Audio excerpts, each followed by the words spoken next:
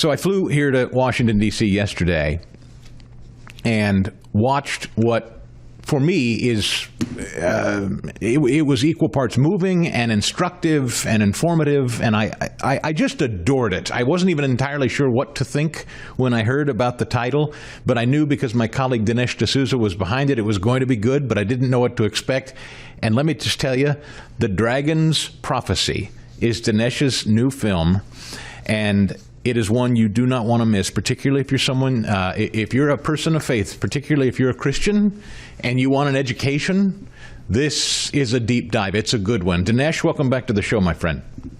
Chris, thank you. Great to join you. I'm delighted you enjoyed the film. I put a lot into it, and I think it offers just a blazing new light on so many things happening, not just in Israel, but around the world. And we also want to bring the film home to people. How does it affect you, your future, and your soul? I will tell you that interestingly, I just concluded at my own church a class study on Revelation, the book of Revelation. So it was particularly personal to me when I realized that that's what, in fact, this movie was based on, was a book written by a gentleman that I was not familiar with, to be honest with you, Jonathan Cahn, and you feature him prominently in the film. This is his book based on what we find in the book of Revelation, yes? Yeah, Kahn's insight, which I was interested in making a film on October 7th. I also wanted to bring in biblical archaeology, which kind of authenticates the truth, the events and personalities of the Bible.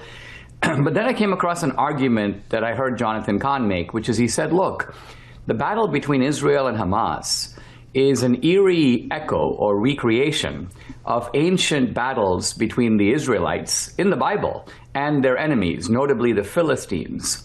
And it's not just that the name Philistine and the name Palestinian are actually the same name, it's that the tactics that are used are the same. And Khan draws this out beautifully, and I think it gives us a way to see October 7th not just as another terrorist attack or even an historical event.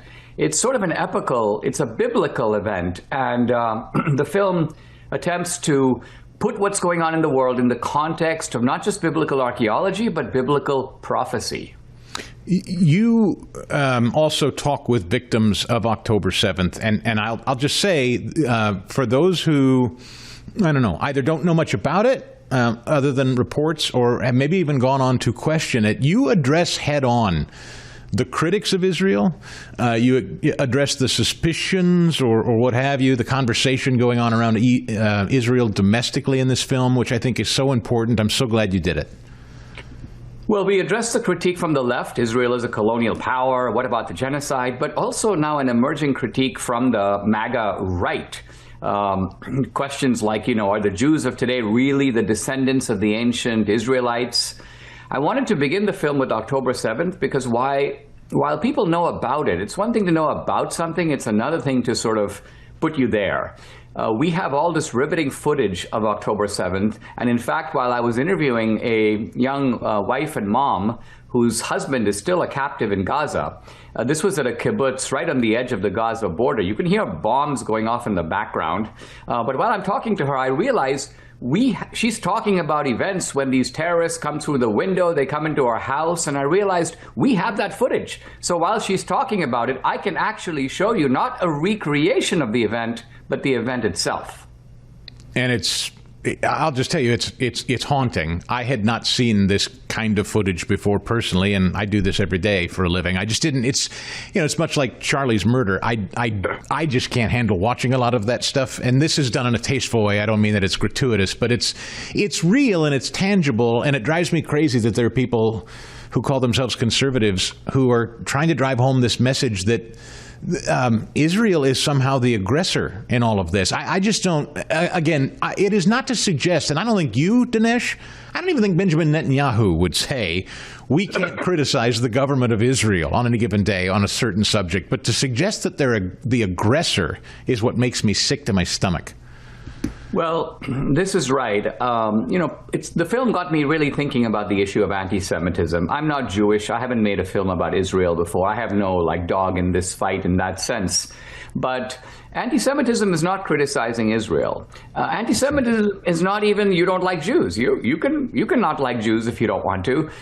But anti-Semitism is holding Israel and the Jews to a standard that you don't apply to anyone else. So if you think it's perfectly okay after Pearl Harbor, in which, by the way, the number of casualties, civilian casualties certainly, was quite small, if it was okay for the U.S. to go to war with Japan and if maybe drop the atomic bomb, but at least even if you don't like the atomic bomb, the U.S. was planning a land invasion of Japan. Think of how many casualties that would cause.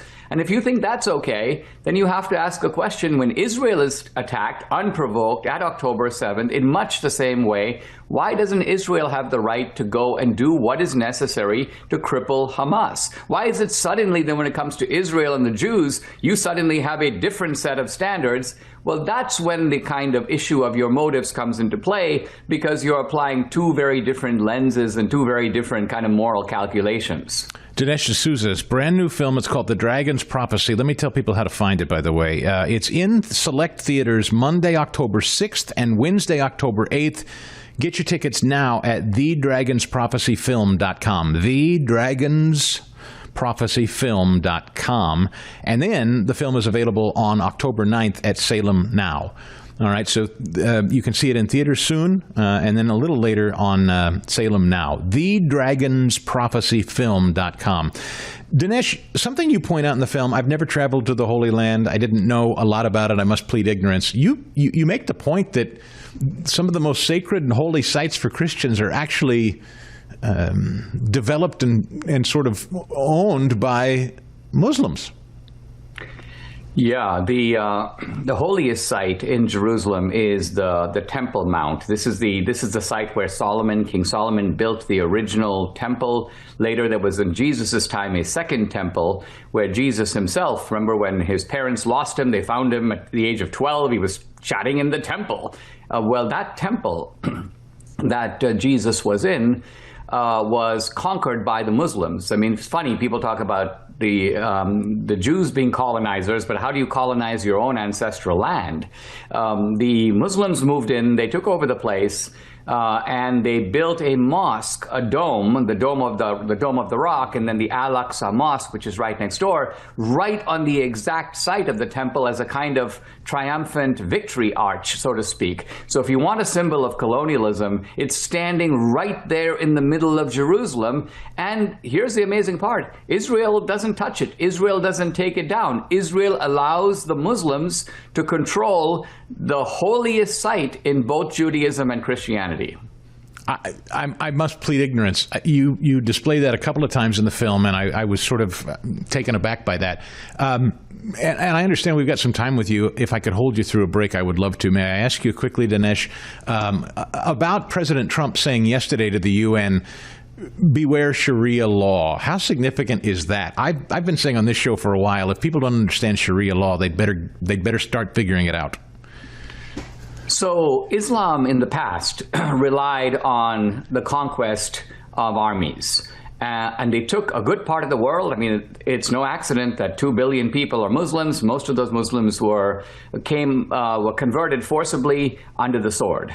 But I think in recent generations, Islam has figured out that particularly in the West, they need to use a different strategy. They cannot use the horse and the dagger. They have to use infiltration, taking over cities and suburbs one by one, slowly getting on the school board, getting into the legislature. You can call this the Ilhan Omar Mamdani strategy. Take over the precincts of Western civilization and then slowly impose holy law, Islamic holy law, on those places. Initially just for Muslims, but ultimately for everybody. So the goal has really not changed, but the tactics have changed. Trump is onto it. A lot of Europeans and European leaders are completely blind to it. Is that why we're seeing this kissing up to a Palestinian state now? Are they sort of beholden to that faction in their countries, do you think?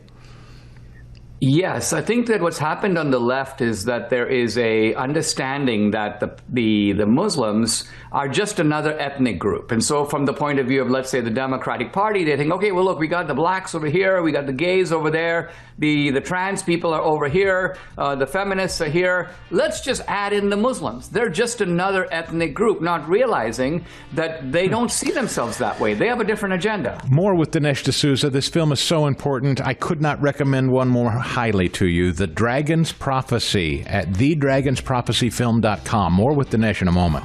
I'm telling you, you're going to love this film. You will love it.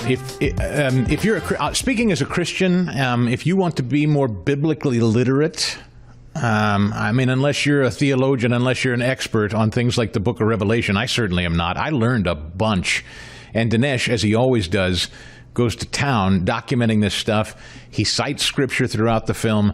This is a fantastic movie. It's history, it's current events, it's Bible prophecy, all brought together by Dinesh D'Souza in this film to not only describe in full detail the true meaning of October 7th, anti-Semitism broadly, terrorism broadly, the forces that battle endlessly for the ultimate prize, the human soul, your soul. This film is really inspiring, ultimately. I don't want to give away the end, but I will say it was really, really moving, the end of it. And it actually led me to ask my colleague Dinesh D'Souza, who's still with us, and I'm so grateful he hung on. The Dragon's Prophecy is in select theaters Monday, October 6th and Wednesday, October 8th. The tickets are available right now at thedragonsprophecyfilm.com.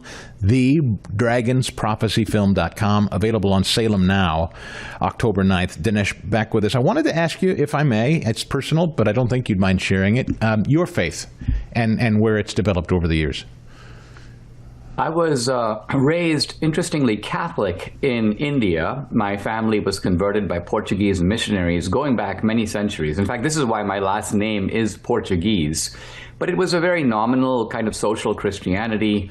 My faith matured really more as an adult when I discovered Calvary Chapel churches in California.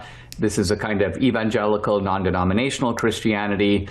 So I think of myself very much like C.S. Lewis in terms of mere Christianity. And yet I was not familiar with biblical archaeology. What I'm getting at here is that somebody could watch the early part of my film with this biblical analysis and say, well, yeah, but Dinesh, how do we know that the Bible is real? How do we know that it isn't made up centuries later? How do we know that these people like Solomon and David and Jeremiah and Isaiah were real people? Fortunately, we can answer that question, and we can answer it through science itself, through tablets and stones and inscriptions and seals that are coming out of the ground, much of it really in the last 20 years. So I give a taste of this astounding biblical archaeology in the film, showing that the Bible is not, like Greek mythology or like King Arthur or some sort of a fable, but rather it's describing real people and true events. People in, I'll just say media broadly, conservatives who have decided to kind of target Israel as sort of their chief issue and really kind of discredit it. What do you make of that? What drives that? Where does that come from? That has been pervasive among some very notable names who would purport to be conservatives or on the right. And I'm not going to name names here, but you know who I'm talking about. Where does that come from, Dinesh? What's driving it, do you think? Well, honestly, ultimately it comes from the pits of hell, to be honest, but it is not framed that way. It's framed as like honest interrogation. But the so-called honest interrogators never really do the interrogation. So they ask, for example, one question, this was posed by Tucker Carlson to Ted Cruz. He goes, are you saying that the Jews of today are he calls them Netanyahu's Jews. Are you saying Netanyahu's Jews are the descendants of the ancient Israelites to whom God made promises in the Bible? All right, very interesting question, and it has an answer. And the answer is yes. The Jews occupied that land. It was their land. Whether or not you think God gave it to them, they were there. And then they didn't leave voluntarily. They were pushed out. They were thrown out. They scattered around the world, and then the same Jews, the descendants of the ancient Israelites, came back. Now, it's not as if the Jews went somewhere else and some like other fake Jews sneaked in claiming to be Jews. I mean, this is just idiocy. And yet it's posed as a kind of, scratch your head thoughtful question. It's not a thoughtful question. And the film supplies a kind of definitive answer. So the film doesn't point fingers. In fact, it rises above this debate. Now, I did pose this specific question, Tucker's question, directly to Netanyahu. And he has a very interesting and animated answer to it. So there's politics in this film, but ultimately the film, I think, is about the spiritual struggle and about the fact that in some ways what we're seeing now is a kind of mere reflection of a great cosmic battle between good and evil, and more specifically between God and the devil. That's the dragon in the dragon's prophecy. The dragon from the book of Revelation is a reference to the devil himself. I'm sure this is a difficult question to truncate in a minute, but that's all I've got. Muslims, Christians, Jews in that region of the world, can they coexist peacefully? I'm not talking about Islamists, Islamo-supremacists and fascist wackos, but I mean Muslims, Christians, Jews. Are they cohabitating peacefully there? They certainly can coexist, and they coexist in lots of other places in the world. So there's, in principle, no reason why you can't have Christians, Jews, and by the way, there are Muslims who live in Israel. They live under the laws of Israel. They are full citizens there. These are Arabs. And of course, there are Christians in Israel. There is a kind of canard out there that somehow Israel is going after Christianity, but there are all these holy sites in Israel, and they are protected by the Israeli government.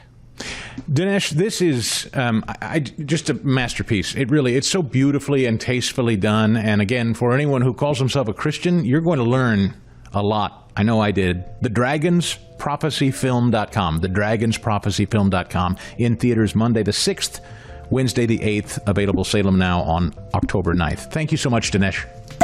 The Chris Stigall Show Podcast.